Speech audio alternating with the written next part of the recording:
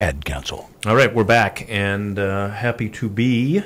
And as is typical on a Wednesday night, Galen joins us, and we get into all kinds of interesting conversations. And a little bit later tonight, we may discuss some of the food riots in Tunisia and some of the other things that are going on around the world today. But Galen, you've been very gracious in finding a really interesting guest for us. So why don't you quickly lean in and... there we go. Introduce there we go. This good-looking guy here. Yes, thank you, Vince. This is Franco Molea. Nice. Yeah, that's right. Said it right. Yeah. And Franco is an enthusiast of a topic that is, has grabbed my attention since I was a small boy, and he's doing it. He's doing a aquaponics. He's growing tilapia and fish in a greenhouse with plants in his own backyard. And he's here in Springfield, and he's away. He's been fascinating me all evening with these systems. I mean, I just came from there. I just came from it. Okay. I'll just let him talk about it. Excellent. I'm enthusiastic as you could. Okay. Well, go ahead and move the mic around so that he can talk into it, and we'll get to know Franco a little bit. Franco, welcome, and thank you for being with us. Hey, thank you. Galen and I have a long history of Wednesday night chats about a lot of different things that are going on through the Well-Fed Neighbor. You're growing, in essence, you're growing fish. I mean, the obvious dumb question, and I'll go ahead and ask it, is why? What was it that you decided, yeah, this is what I want to do? Well, I came across aquaponics on the internet. I was just doing some research. I was doing a mini hydroponic system at the house, and then I figured, I was looking up some material, and then here comes aquaponics. I'm like, man, what is aquaponics, And then I did some digging, and it's actually a combination of hydroponics and aquaculture. Mm-hmm. And I said, oh, that's kind of interesting. And then I figured it out that, of course, it's growing fish and using the nutrients that the fish put out to put into your grow beds as fertilizer for your plants. Wow. So it's a complete ecosystem. So and I said, okay, well, you mean in hydroponics I don't have to keep fertilizing my water? And the research told me, nope, you just keep the fish growing and they keep feeding the plants. The plants feed the fish by, when the plants die, you have a little mini worm farm going. The plants grow the worms, and the worms grow the fish, and the fish grow the plants, and round you go. This is awesome. Yeah. It's brilliant. I mean, as you were speaking, that's exactly what was going through my mind, is this is a complete system. And it makes a tremendous amount of sense. I've got a whole lot of questions, so yeah. We'll jump all over the place here. I grew up in Western Canada, on the West Coast. I'm at least nominally familiar with fish farms, specifically salmon farms. Okay. But those tend to be areas that are penned in the ocean, part of the ocean. In their formative stages back in the 80s, they had a tremendous number of problems with disease and all kinds of things. They seem to have gotten past most of that now.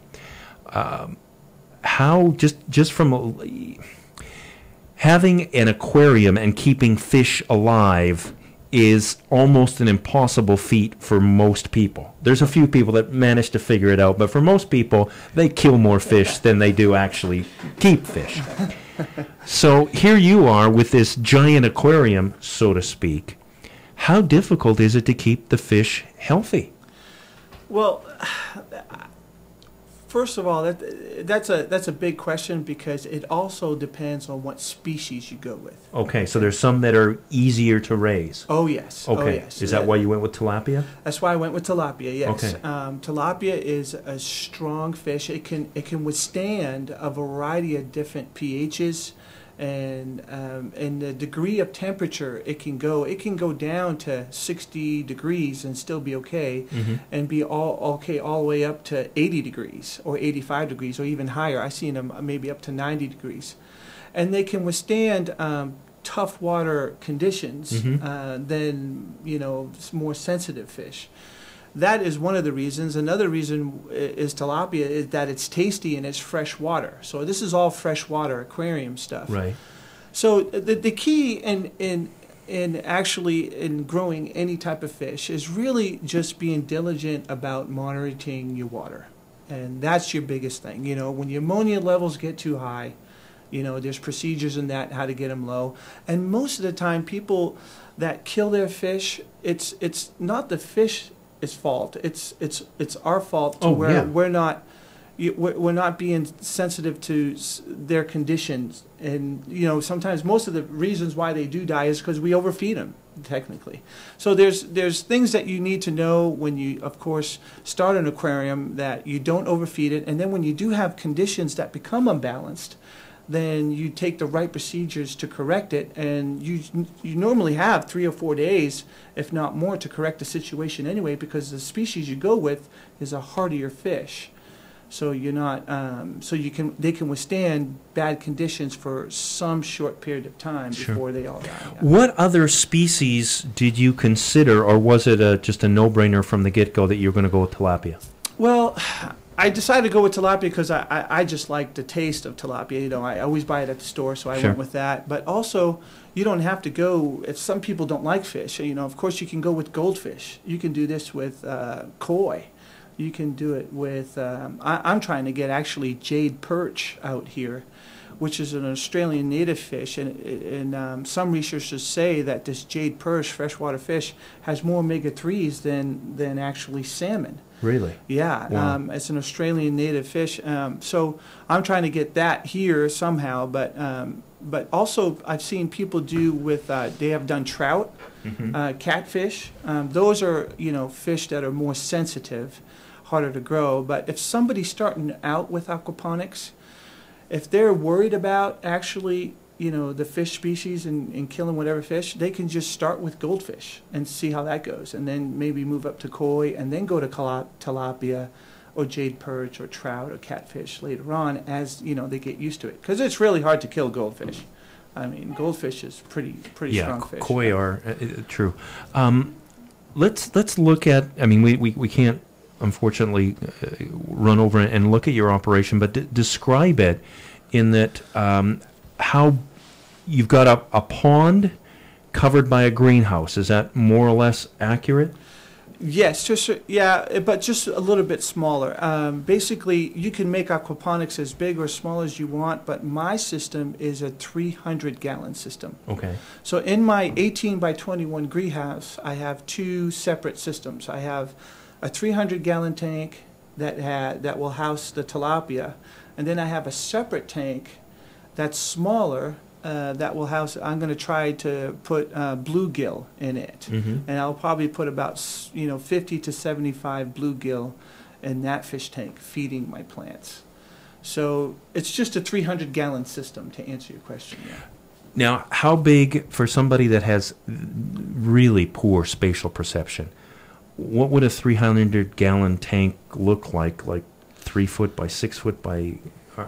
Yeah, it's probably maybe about 5 foot by 5 foot, and it's about 28 inches deep. Okay, basically. And how many fish would be in that? Usually the ratio for tilapia is basically about 2 gallons per 1 fish. Right. So 300 gallons, 150 fish approximately. Approximately, yes. Wow, okay. So now you got 150 tilapia munching away and doing their thing and providing fertilizer for you as well. Yes. What different revenue streams do you have off of this then? Are you selling the fish? Well, yeah, if you want to, you could sell the fish, but the revenue is more, I think, in the specialty plants that aquaponics can give you. Like growing maybe that red bell pepper, or that there's an herb I'm trying to get into. It's called a greti that sushi guys like to use in their sushi rolls, and it's very hard to find, and it's very expensive. Okay. You can also grow herbs like ginkgo biloba and and ginseng, these specialty herbs. So because it's such a confined area, I mean, if you make a full-scale commercial system, of course, you can do the traditional lettuce and tomatoes and so forth and all that. But for something like more smaller, you can go more specialty. And the reason why fish is not the best way to go is because it takes 9 months for them to get to, full size. So you'll be, giving them a lot of food, but by the time you give them all the food and by the time they grow and what you sell them for, I mean, it can work. But my research has told me that the best thing for aquaponics is actually selling the plants. Now, because I've not seen it, I'm trying to visualize it, and something just went click in my head, in that all the plants that you described, are you growing in a hydroponic setting? Yeah, kind of. It's basically, what's pretty awesome is that if you can envision a tank, a big tank, like the 300-gallon tank we talked about, and then the ratio is like 1-to-1 ratio. Okay, so you have this 300-gallon tank, and then you have 300 gallons of grow beds. Okay, so picture 7 other smaller tanks that are 50 gallons each, that are about 2 foot by 4, maybe 3. 2 foot by 3 foot, yeah. And then they're about 12 inches deep, and you've Right. got 7 of those. They're filled with gravel. And they're filled with gravel, correct? Rocks. Okay. And basically this when this water pumps, when the tank water, the fish water pumps Right. into these smaller tanks, these tanks flood and drain 30 times a day to provide oxygen to the bacteria, breaking down the ammonium nitrites and providing also oxygen to the plant, to the root plants. And it floods and drains 30 times a day. You almost have to see this through a bell siphon, which is a naturally it's a siphon that just drains it naturally through gravity, and 30 times a day, no electricity needed. So if I'm growing lettuce, let's say, just in the gravel, there's nothing else that, or is there anything else that you've got to put in that gravel? You just put the seed in, get it to start, then you do the whole flood, and and from the nutrients that come in from the water, the lettuce sucks up the nutrients and keeps growing and percolating along. And that's it. That's wow. basically it. Yeah, I've actually put some seeds in there, and they have grown. But normally we start them off. We start the seedlings separate. Sure. Yeah. And then bring them in. Then bring them in. And what's cool is you take all the soil off of the the plant completely off, and then you just stick your hand in the gravel and put it in there, and then off you go. It waters it. You don't have to weed. You don't have to fertilize. You don't have to till. You don't have to mulch.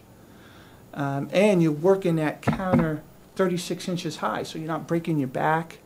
And the plants grow lusciously. Lusciously. Wow. Yeah.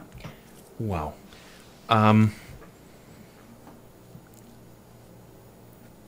I know how much it cost me to put a garden in the back.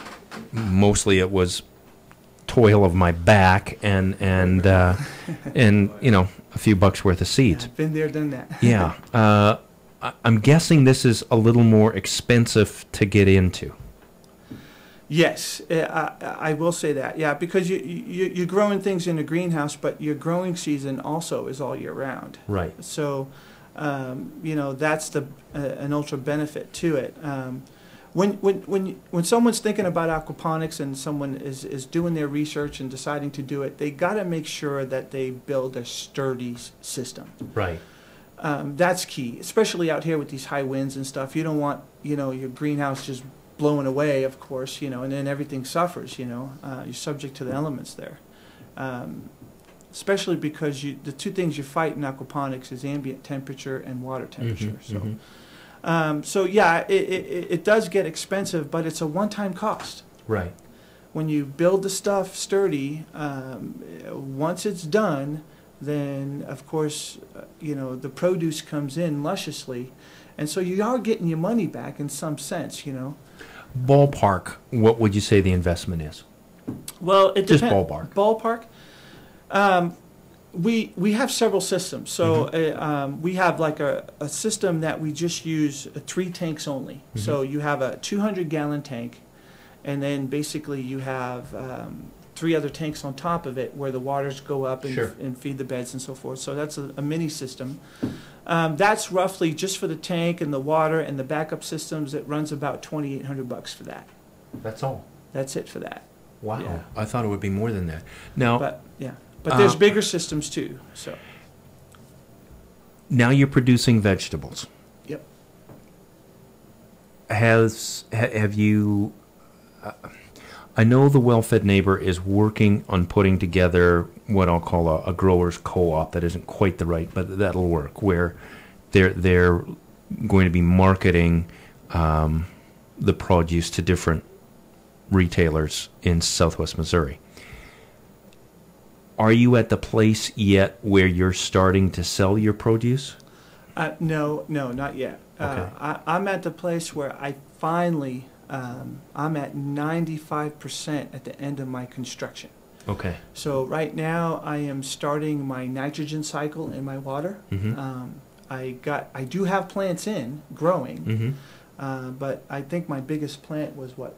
Well, they just started. They just started. I got strawberries growing, and I got rapini and beans and all kinds of lettuces and stuff like that growing. But it's just starting out, and they're growing very well. I got some plants that have been in my aquaponics system right now for about, I think, 2 weeks, and doing very well. Sure. Yeah. So is it right to assume that this is going to be an industry for you, and you're looking ultimately to become a hydroponic farmer and sell your produce?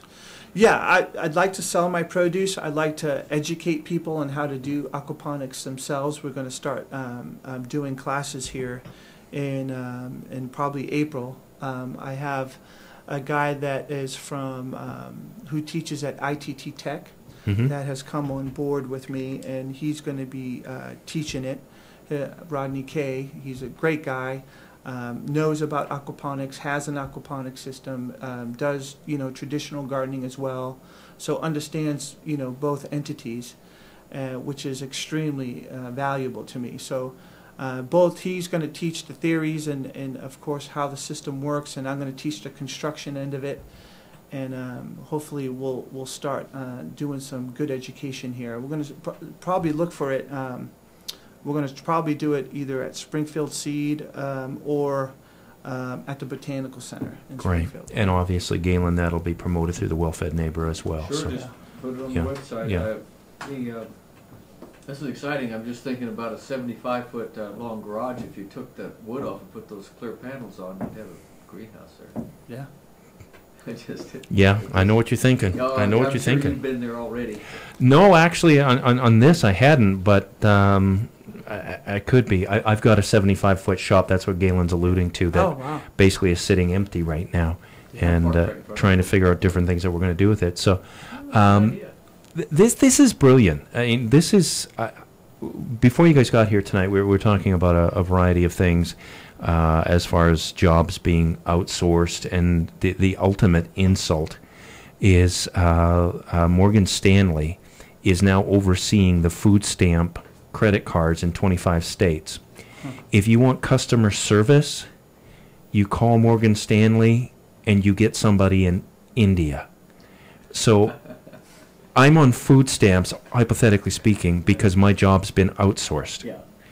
Now, when I need help for food stamps, I end up talking to somebody in India to give me help with my food. I mean, the stupidity that is going on in this country today as far as our politics and our policies is just insane. And so, Franco, to hear you come up with a brilliant, innovative idea, and whether you came up with it or read about it and said, hey, I'm going to have the guts to do it, kudos to you, man. I mean, I think that is just awesome. Yeah. Thank you. Was it owning my own company? I understand that taking that leap, taking that step, it's a little scary. Was it something that you went, oh man, I'm out of my mind, or was it something that you just you saw it and knew that, yeah, this is going to work? or a little of both? A little both, yeah. I'll be honest about that. Yeah, I saw it and I knew it was going to work, and I knew it was for me. You know, I'm a master electrician, but you know, 20 years ago I did some plumbing too, and I did irrigation systems. You know, back in California, and I've been, you know, I grew up in Italy and I did gardening. You know, with my grandfathers and stuff like that. So when I saw aquaponics, I mean, it was all three combined, and I'm like, okay, this is for me. But as I was getting into it, you know, in the size I wanted to create, got at times where, you know, financially I had to, you know, get loans and so forth to pull it off, and it, you know, but once I saw the system, once I put that water in there, and that water started flowing, then I wasn't, my stress levels went gone. It's something about running water, Yep. and being around plants and fish, that it disappeared, to be honest. Money had no issue for me at that point, you know, because I saw the value. And what value can you put on, you know, eating organic vegetables? And you have no choice but to go organic. You can't spray pesticides in an aquaponics You kill your system. fish. You kill fish, yeah. So organics the only way. And so once I saw that value, and I said, that's it, this is good. And so, but I've been happy ever since, and I'm glad I've done it, and now it's thriving. So. Yeah. Well, and you know, I see, and you've already touched on it, but I see the spin-offs for you as well. There should be, but I mean, you're going to be producing the produce and prayerfully developing revenue from that. Cool. You may sell some of the fish. Cool. But so too, whether you're going to go down this road, I don't know, but building systems for people seems to me to be a no-brainer as far as an additional revenue stream for you. Is that something you're looking at? Oh yeah, we have several designs already that we're working on for people. We have a design right now that I was telling you earlier about the 3 tanks. You know, we could put grow lights on that and actually put them in people's garages. So they can convert a part of their garage that always sits empty into, you know, a little mini farm there that they can grow tomatoes in, they can grow plants in, herbs. Even just making a full herb garden out of it would be beneficial. Just making whatever they buy tasty. Yeah. And then we have, of course, a 7-tank system, which is the 300-gallon one with the 7 tanks that we sell as well. And then we can sell the whole package. You know, we'll sell the backup systems that are necessary for an aquaponics system, because you cannot be without electricity, because the ammonias will develop really fast, because, you know, you're in a concentrated area, so you got to keep that water moving. And we have 2 backup systems that we put in my system. One is a battery backup and a generator backup. So it's almost bulletproof in that sense, especially because when you make this investment, you want it to be that way. And so we're hoping to sell kits and the whole package, where it comes with the greenhouse and the aquaponics setup fully in there. So, wow, Rocket stove. I mean, this thing is just filled with all the neatest stuff. Yeah. Have you ever heard of a rocket stove? It's a rocket mass heater. I was demonstrating that to Galen when we were there. It's basically my whole, as an electrician, you know, doing this for almost 17 years, I always think efficient. Sure. You know, I don't want anything to cost me money, especially when it comes to electricity. It's just how we think, you know, electricians do. And so when I was thinking about this project, of course, I was thinking about the electric consumption that it would take, but I didn't want to spend the money in heating my greenhouse. Sure. So I did some research on a rocket mass heater, which is basically, I built it myself. It basically consumes 1/8 of the wood in a traditional stove, and I've gotten my rocket stove heater up to 1100 degrees. Wow. And steam ends up coming out of the flue. after about a 30-foot run. Steam comes out, and I harness every single bit of that heat coming through my greenhouse. In fact, when Galen came into my greenhouse, I had the rocket stove running, and I had, all my other heat sources were shut down. And it was, what, 32 degrees outside, and we were 68 in the greenhouse. It was wonderful. Yeah, I have glasses. Every time I go in and out, I had to unfog my glasses because of the temperature difference. Just little scrap ends, you know, from a construction site. A little piece of wood this big. He said, how much you go through? He said, oh, about 2 stacks this tall in a day. He's put since this morning. It's just a little cube of wood, and wow. It's high temperature. It's a Venturi effect. It's a pull through. You know, and this stuff kind of self-feeds, burns hot enough that you have little or no smoke and no creosote. So you can go up at the exit, you know, put your hand there, and it's just 80 degrees maybe. He's squeezing out all of that heat that's going in there and keeping that greenhouse toasty. So this is a way people in the city can actually heat these things just with pieces of scrap wood from construction sites and stuff like that. Twigs. Even cardboard, you know, anything that will burn, it goes white hot. And it's called a rocket mass stove. Rocket mass heater. Heater. They have rocket masses stoves as well, but you know those are, of course, are for cooking. But heaters are for Okay.